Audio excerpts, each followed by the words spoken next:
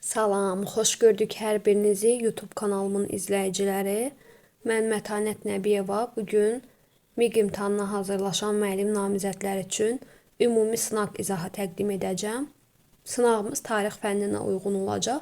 Təbii ki, siz də digər ixtisas müəllimləri bundan bəhrələnə bilər. Çünki sadəcə bizdə ixtisasın terminləri nəzərə alacaq, amma situasiyaların məğzi və yaxud da ki, situasiyalardan digər ixtisas müəllimləri də istifadə edə biləcək. Ümumən kiçik bir elanı diqqətinizə çatdırım ki, siz də bizim hazır platformamızdan istifadə etmək istəyirsinizsə, həm ümumi sınaqlar, dərs izahları, qısaldılmış PDF-lər və test üzərində işləmə bacarıqlarınızı təkmilləşdirmək istəyirsinizsə, aprel-may ayı ərzində fəaliyyətə başlayacağımız həm material, həm də canlı qruplarımıza qoşula bilərsiniz. Vaxt itirmədən keçək sınağımızın izahına.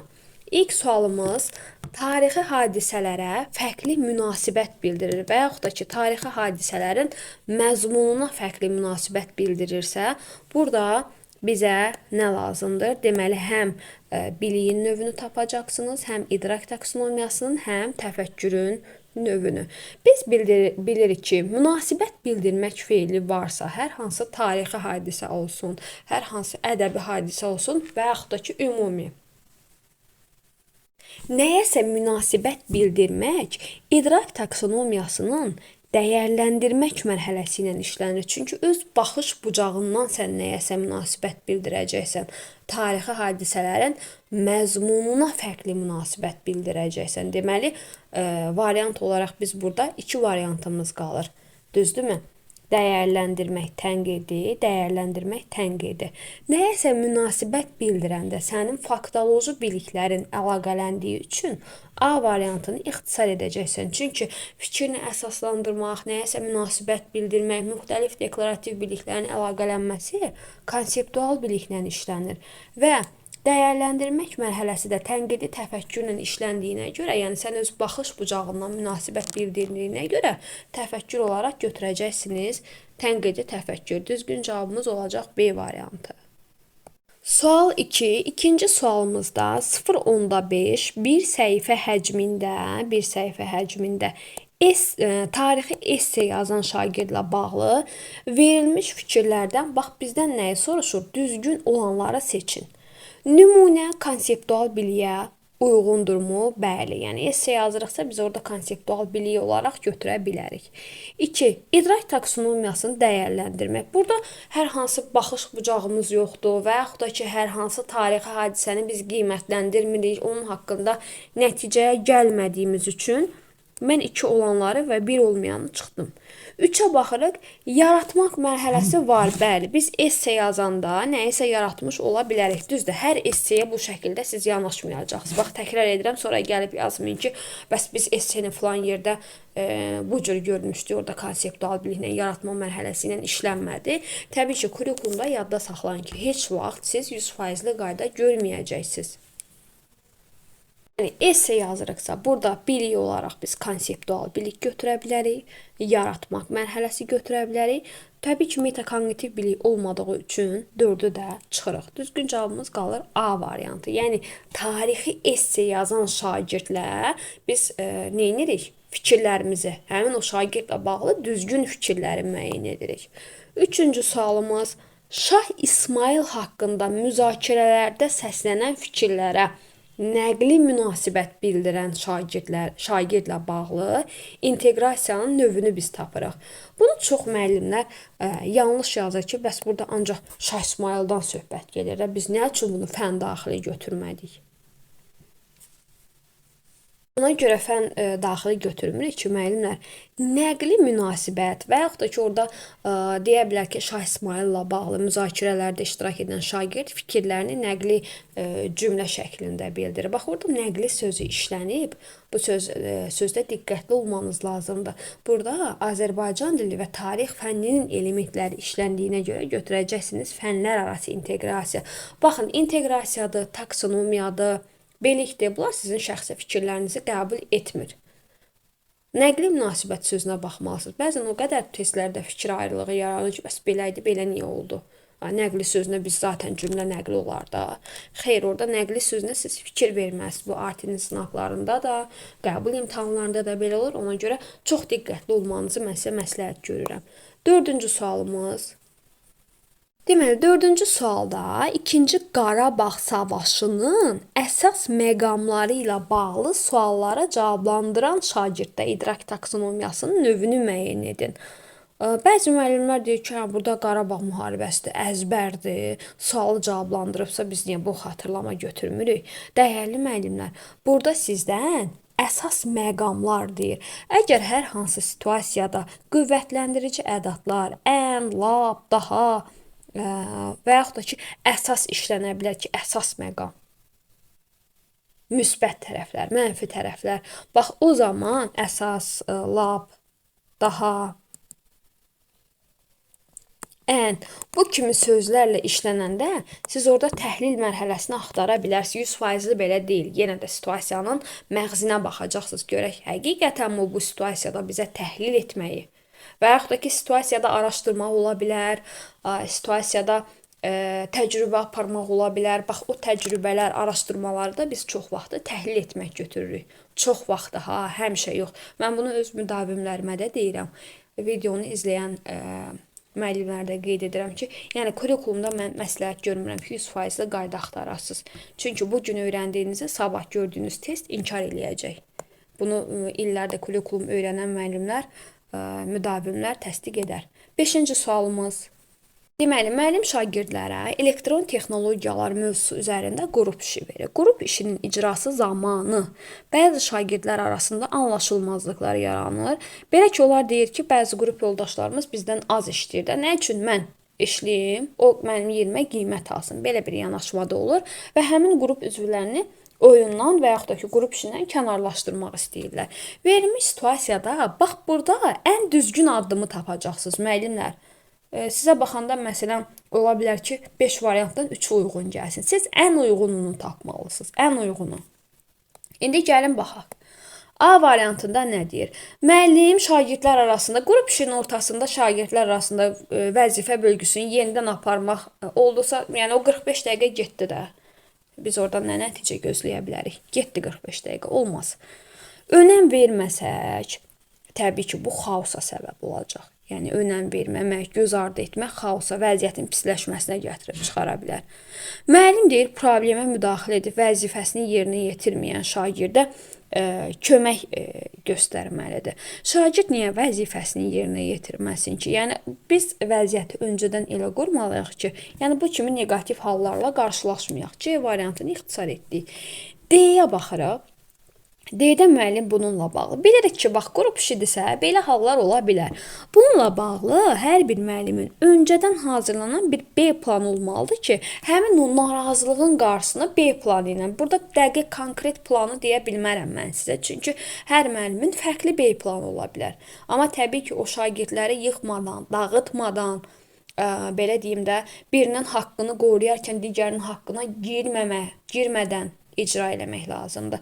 Sarı-qırmızı kartlar, burada sarı-qırmızı kartlar hər hansı davranış pozuntusu deyil, qrup işinin icrasından, qrup işində negativlikdən söhbət. Yaxşı, göstərdim sarı-qırmızı kartı, mən sizdən razı. Bəs o şagirdlər qaldı axı, belə deyim, prosesdən kənarda. Şagirdə başa salmaq lazım. Öncədən başa saldıq, bir də B planımız olmalıdır. Sonra 6-cı test sualımız, yəni ümumiyyətlə müəllimlər, bəzi müəllimlər var ki, yıxım, dağıdım, vurum, keçim, bu yanaşmada şagirdi o şirin dillə, nə qədər şirin dilin olsa, bir o qədər, yəni sən sinifin 99%-ni ələ alacaqsan.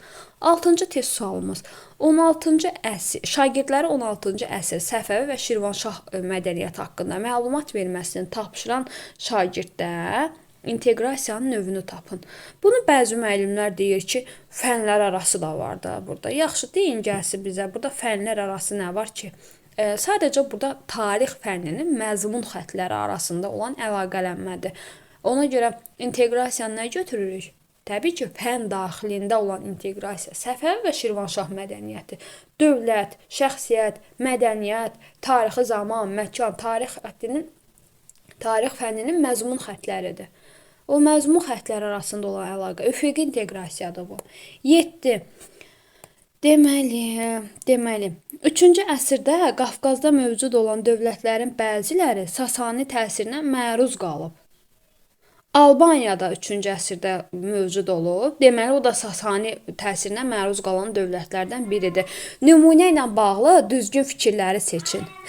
Deməli, baxırıq, divergent burada nəyisə yaradılmayıb və yaxud da ki, yenilikçi yanaşılmayıb, mən divergent axtarım. Əksinə, konvergent axtaracağım. Sonra C variantına baxırıq, bax, konvergent düşünmədir.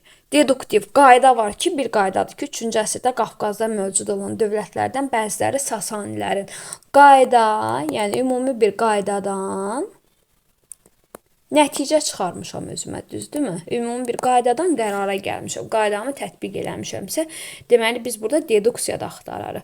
Və tarixlə bağlı savadlılıq olduğu üçün, tarixi mənbələrdən, faktlardan bəhs etdiyimiz üçün biz bunu üçüncü tərəfinin savadlılıq kompetensiyası göstərə bilərik. Analoji düşünmə, burada nəyisə eyniləşdirməmişik. Sizə ola bilər ki, eyniləşdirmə kimi görülüb, amma eyniləşdirmə yoxdur. Burada biz, yəni, nəyisə eyniləşdirmirik. Sonra keçirəm 8-ə. Lüğətdən istifadə etməklə tanış olmayan sözlərin mənasını bildirir. Mətndəki əsas fikri nəzərə çarpdırmaq üçün mühüm məqamları vurğulayır. 3-cü nədir? Mətndə olan fikir və mülahizələrə, bu lap asan testdir müəllimlər. Nəyə görə? Deməli, biz burada baxırıq 1. Aşağıdakı, məsələn, anlamaq, təhlil, dəyərləndirmək, müəyyən ardıcıllıqla düzürük. Lüğətdən istifadə edirsə, deməli, artıq lüğətlə bağlı bilgilərini tətbiq edir, sözlərin mənasını bildirir. Nədənsə istifadə edərək nəyinsə mənasını tapmaq bərabərdir tətbiq.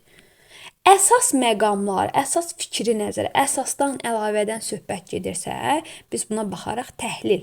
Çünki əsas məqamları nəzərə çarpdırmaq üçün mühüm, bax, əsas var, mühüm var. Münasibət bildirmək feildir. Zaten bilirsiniz ki, nəyəsə münasibət bildirirəmsə, bu öz baxış bucağımdır da, düzdür. Münasibət bildirmək, əsaslandırmaq bəzən təhlildə işlənir. Amma sənin öz baxış bucağındırsa, hardansa sübut gətirirsənsə, öz prizmandan baxırsansa, o dəyərləndirməkdir. Digər variantları ixtisar etsək, Y variantını ixtisar edirik, çünki təhlillə başlamır. Yerdə nə qalacaq? B variantı. Tətbiq, təhlil, dəyərləndirmək. Ümid edirəm ki, fikrim aydın oldu sizə. 9-a keçirik. Müəyyən qaydadan istifadə edən şagirdlər yeri gəldikdə həmin qaydanı eyniləşdirir, nəticədən qaydalar çıxarır. Burada yəni biz öyrənmişdik ki, analitik düşüncədə həm analoji düşünmədən, həm deduksiyadan, həm induksiyadan bir yerdə işlənir də. Yəni, hamısını bir yerdə əgər biz tətbiq edə biliriksə, bu hansı düşünmə olacaq? Analitik düşünmə hazır qaydadır. 10-cu sualımız, Almaniyada kəndli müharibəsinin əlamətlərini sadalayan şagirddə. Bu daha sadə bir sualdır. Yəni, əlamət sadalayırıqsa, əzbərlə bağlıdır. Əzbər olan yerdə biz fakt axtarmalı. Tənqide də çıxırıq ki, yəni nəyisə sadalayıramsa, bu təbii ki, konvergent olacaq. Konvergentdir. Konvergent. Deməli, faktı xatırlamaqda məntiqinin də konvergent qorudur. İndi desəz müəllimlər, bəs burada reproduktiv düşünmə olmazmı? Təbii ki, olar. Reproduktiv düşünmə olsaydı biz onu da götürə bilərdik. Yəni ikisindən biri və yaxud da ki, məntiqi reproduktiv şəklində işlənə bilər. 11-ci test sualımız. Müəllim yeni dərsin izahından sonra şagirdlərə belə bir sual ünvanlayır. Uşaqlar, gözünüz önündə canlandırın ki, tarixi abidələrə səyahət şansınız var. Bu zaman hansı ölkəni seçərsiniz? Burada inteqrasiyanın növünü biz nə etməliyik? Müəyyən etməliyik. Biz 2025-ci ildə Artenin keçirdiyi sınaqda gördük ki, yəni nəyisə göz önündə canlandırsan, nə qədər həyatla bağlı situasiya olsa belə onun fərqini götürməmişlər. İndi yenə 2026-da biz sınağı təhlil edəcəyik. Çünki sınaqda necə olur? Bəzən olur da müəllimlər, düzdür, məntiqə sığmır. Desəz ki, sizin şəxsi fikriniz. Yəni mənim şəxsi fikrimə görə düzgün yanaşma deyil. Amma yəni bəzən deyirlər qatıq qaradır, o şəkildə deməlisən, öz baxış bucağından yazsan məsələni, gedib səhv çıxacaq da, bizə də o lazım deyil. Yəni hal-hazırda 2026-cı ilin aprel ayıdır. Sınaq keçirilmədiyi üçün, onların seminarları olmadığı üçün mən 2025-in qaydası əsasında deyəcəm. Əgər hər hansı bir dəyişmə olsa belə, fikirlərlə bağlı, onların mövqeyi ilə bağlı, Bunu sizə imtahanlardan qabaq iyun ayının əvvəli bildirəcəm, yəni narahat olmayın. Deməli, burada müəllimlər bir tarixi abidələrdən, bir də ölkələrdən söhbət gedir. Müəyyən mühitə səyahət. Biz bunu coğrafi olaraq götürəcəyik və eyni zamanda tarixi abidələrdən bəhs olunduğu üçün fənlər arası olaraq götürüləcək. Bax, coğrafiyanın sınağında var idi buna bənzər sual. Yadda saxlayırıq. Bax, tarixi abidə, tarixin ölkə olaraq səyahət zamanı biz məkan olaraq seçdiyimiz üçün orada həm də coğrafiyanın xüsusiyyətləri var. Sonra keçirik növbəti, deməli 12-ci sualımıza. Bir saniyə. 12-ci sualımızda şagird dərslərini oxumağa meyil etmir. Dərs vaxtı onun fikri çöldə qalır. Çünki digər sinifin şagirdləri biologiya dərsində praktik təcrübə həyata keçirir. Burada müəllimin hansı yanaşması sizcə düz olar? Gəlin indi biz bu variantlara bir-bir baxaq. Ümumiyyətlə belə şagirdlərin sinifdə çalışmaq lazımdır ki, diferensiallı, yəni şagirdlərin öyrənmə tərzləri nəzərə alınsın. Var vizual, var audial, var kinestetik, var oxuyub yazaraq. Nəzərə alsaq, əgər düzdür, vaxtımız azdır, mən bundan razıyam ki, çox az vaxt verirlər.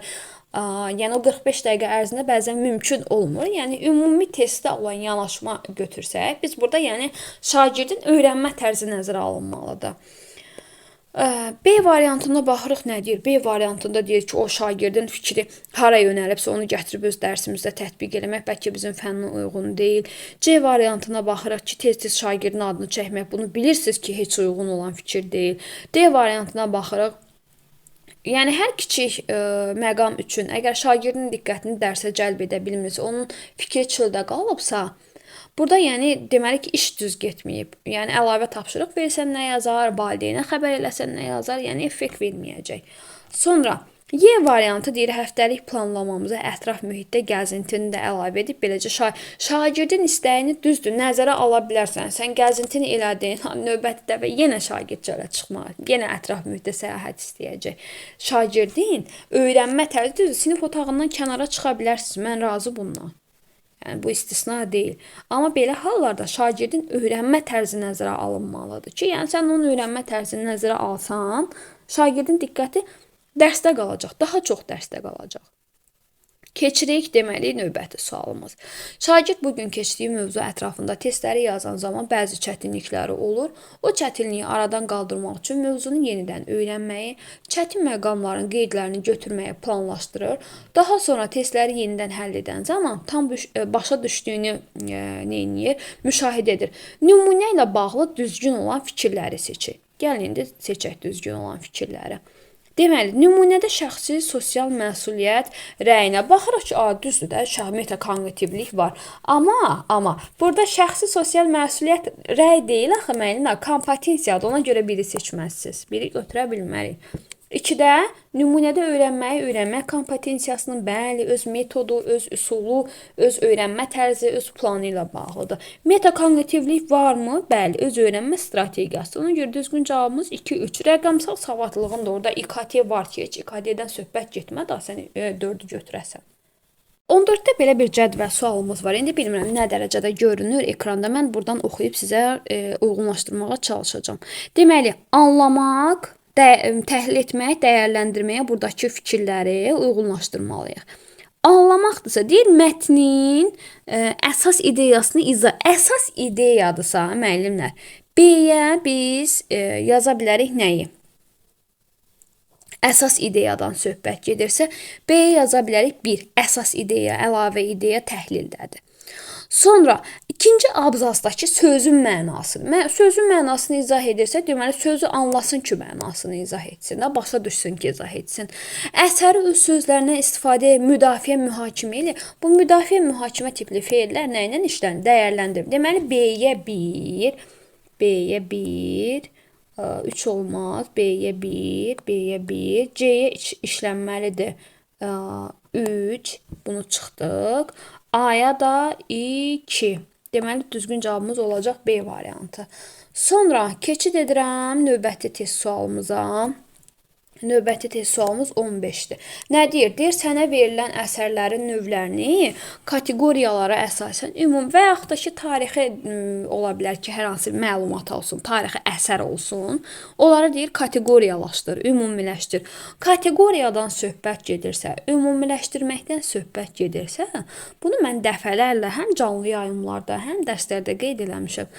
Bunu yaza bilməyən müəllim artıq belə deyim də, miqren başını buraxsın. Nəyə görə? Yəni dinlədiyinə rəğmən yaza bilməyən müəllimdən söhbət gedir. Ola bilər birinci dəfə öyrənirsə, o sorun deyil, zarafat edirəm. Yəni kateqoriya ümumiləşdirmək görsəz konseptual bilikdir. Nümunə demək, anlamaq, mahiyyətini başa düşməkdir. Həmçinin konseptual biliyi biz burada işlədə bilərik. Anlamaq mərhələsi və məntiqi təfəkkürlə. 16. Mövzuya, problemə, müqayisələr, ümumiləşdirmələr aparmaqla münasibət bildirən. Bax, burada bəzi müəllimlər gedib deyir ki, müqayisədir var, orada problem var, ümumiləşdirmə var. Biz niyə onu gedib dəyərləndirmə götürməliyik? Gedib götürək də anlamaq. Xeyr, müəllimlər, belə situasiyalarda sonuncu feillərdə diqqətli olun. Nəyəsə münasibət bildirirsənsə, deməli onu dəyərləndirirsən. Dəyərləndirmək mərhələsi də hansı biliklə işlənəcək? Konseptual. Bəzən müəllimlər deyir ki, bəs metakognitiv biliklə. Metakognitiv bilik olması üçün orada sənin öz metodun olmalıdır, öz strategiyan. Yəni sən hər fikir bildirəndə onu metakognitiv götürməyəcəksən. Bildirdiyin fikirlər metakognitiv deyil. 17. 17-də müəllim şagirdlərə rəqəmsal texnologiya gələcək həyat, rəqəmsal texnologiya bugünkü həyatımız mövzusunda layihə işi verir. Bəzi şagirdlər layihənin gedişatında işləmək istəmirlər. Çətinliklə qarşılaşan zaman tez həvəsdən düşürlər. Həmçinin araşdırma aparmağa heç bir meyillik nümayiş etdirmirlər. Verilmiş situasiyada müəllimin hansı addımın düzgün olmaz, düzgün olmayanı tapırsınız. A variantı şagirdlərə dəstək verə bilər, bəli. Həmçinin problemi aradan qaldırmağa görə də bir yerdə işləyə bilərlər. Düzdür, müasir fasilitator müəllim şagirdin yerinə tapşırığı işləyə bilməz, amma ona kömək edə bilər. Sonra B variantı proses boyunca fasilitator müəllimin rollarını yerinə yetirə bilər, hətta yeri gələndə psixoloji dəstək də götürə bilər. Bəli, C variantında qiymətləndirmə rubrikini şagirdin diqqətinə çatdıra bilər, onu motivasiya edib yönəldə bilər. D variantında nə deyir? Bütün qrupu özü ilə bərabər araşdırma fəaliyyətinə yönəl, bəli, lazımı dəstəklər edə bilər. Y variantı problemi deyir gördükdən sonra sən buradakı variantdakı kobud səhvə bax. Şagirdin yerinə layihəni özü işləmə. Müəllim özü işlədi layihəni. Lap yaxşı, lap gözəl. Səncə, sizin fikrinizcə şagird orada nə isə öyrənəcək? Xeyr, çətinliyi olan şagirdləri eyni qrupda birləşdirdim. Yaxşı. Mən bir homogen qrup yaratdım. O, məsələn, zəif öyrənən, kobud çıxsa da deyəcəm, ifadə eləmək üçün fikrimi. Zəif öyrənən şagird bir-birindən nə öyrənəcək? Heç nə. Ona görə heterogen olmalı qrupumuz. Şagirdə kömək eləmək istəyirsən, lap yaxşı, lap gözəl. Onu düzgün istiqamətləndir. Daha durub şagirdin yerinə tapşırıq yazmaq. Bəzən müəllimlər olur, testin üzərində illəri səhv yazıbdır. Məsələn, aslan düz döyüşüdür, nə bilim, çıldır döyüşüdür. Götürüb illərin yazır qabağına ki, hə, bu cür olmadı. Xeyr, şagirdə öyrətməlisən, yönətməlisən ki, gedib o səhv elədiyi səni özü tapsın ki, bir də yadından çıxmasın, bir də o səhv eləməsin. 18. Tarix dərsində müəllim şagirdlərə tarixi abidələrə, səyahət haqqında danışır. Şagirdə əlinin marağı yüksək olduğunu görür və şagirdləri içəri şəhərə aparır. Burada bizdən nə soruşur? Biliyi, taksonomiya, təfəkkürün, hətta inteqrasiyanın növündə tapmalıyıq. Təbii ki, səyahətdən söhbət gedirsə bu praktikadır, fənn üstüdür. Hətta eyni fənnin daxilindən söhbət getdiyi üçün biz orada fənn daxili də götürə bilərik. Tətbiq olduğu üçün prosedural tətbiq və məntiqi təfəkkürü götürə bilərik. İndi siz burada mənə sual verə bilərsiniz ki, bəs müəllim burada praktik təfəkkür ola bilməzmi? Təbii ki, variantlar arasında versəydi biz praktik təfəkkürü də götürə bilərdik. Burada yəni ümumən praktik tətbiqdən söhbət getdiyi üçün ən uyğun gələn cavabımız A variantıdır. Yəni məkana səyahət fənn üstüdür. Tarix dərsindən söhbət getdiyi üçün, yəni variantlar arasında verdiyinə görə fənn daxili götürə bilərik. O demir ki, fənn üstü olan yerdə sən fənn daxili götürə bilməzsən. Hətta situasiyalarda üçlü də götürə bilərik. Tətbiq elədiyinə görə, ardıcıllıq olduğuna görə prosedural tətbiq və məntiqi təfəkkür götürəcəksiniz. 19. Dərs prosesi zamanı bəzi şagirdlər müəllimi dinləmir, dediklərini qeyd etmir. Müəllim də şagirdlərə qışqırır, onları cəzalandırır. Situasiyada olan müəllimlə bağlı hansı fikir düzgündür? A variantında müəllim təbii ki, buradakı müəllimimiz bizim reproduktiv plansız müəllimdir də, ona görə sinifi də ələ ala bilməyib. Müəllim avtoritar üslubdan istifadə eləyir, qışqırıb bağırır. Şagirdə heç bir halda cəza vermək olmaz. Yəni bəzən olur ki, biz pozitiv cəzalandırmadan istifadə, yəni ümumi cəza nəzərdə tutduğu üçün C-ni götürə bilmərik. D variantı hər bir halda anındaca. Buradakı müəllimlə bağlı ən düzgün olan fikir odur ki, bizim müəllimimiz reproduktiv, qaydası, qanunu olmayan müəllimdir. Yəni öncədən B planı olmayan müəllimdir. Y variantında biz hər halda hər negativ baş verən halda sinif icrası keçirmirik ki, yəni o sinif icrasları burada artıq müəllimin sinifi ələ ala bilməməsindən söhbət getdiyi üçün uyğun gələn cavabımız A variantı olacaq. Və sonuncu sualımız, müəllim mənə hicri təqvimi miladiyə çevirməyə tapşırır. Nümunə ilə bağlı düzgün olan fikirləri neynədik? Bir saniyə qələmimizi aktiv elək. Deməli, neynədik? Hicrini miladiyə çeviririk. Prosedural bilik varmı? Bəli, biliklərini tətbiq edəcək, ardıcıllıq olacaq, biri götürə bilərik. 2-də konseptual bilik yoxdur, 2-ni çıxdıq. 3-ə baxırıq, ardıcıl düşünmə. Yəni burada müxtəlif etaplar getdiyi üçün, bölmə, toplama, çıxma getdiyi üçün ardıcıl düşünmə, prosedural bilik var. Sistem yoxdur və məntiqi təfəkkürə uyğun nümunədir. Düzgün cavabımız 1, 3, 5. Yəni sən hicrini miladiyə çevirəndə müəyyən bir düsturdan istifadə edirsən, düzdürmü? O düsturdan istifadə edərik, qaydadan istifadə edirsən. Məsələn, götürək, riyazi hesabdan söhbət getmir. Proses var da, düzdürmü orada? Müəyyən bir ardıcıllıq var. Ardıcıllığı düzgün eləməsən, nəticən də düz olmuyor. Ona görə prosedural tətbiq kimi götürə bilərik. 3-cü hissədə, yəni bir addım bitir ki, digərini keçirəm, ardıcıl düşünməlidir. Bunlar da nə ilə bağlıdır hamısı? Məntiqi təfəkkürlə bağlıdır. Müəllimlər, ümumi sınağımızın izahı bu qədər. Təbii ki, bunlardan sertifikasiya müəllimləri də istifadə edə bilər. Yəni, bacardığım qədər sadələşdirib izah etməyə çalışdım. Əgər yenə də sınaqla bağlı hər hansı bir fikriniz varsa, videonun rəy bölümündə çəkinmədən yaza bilərsiniz.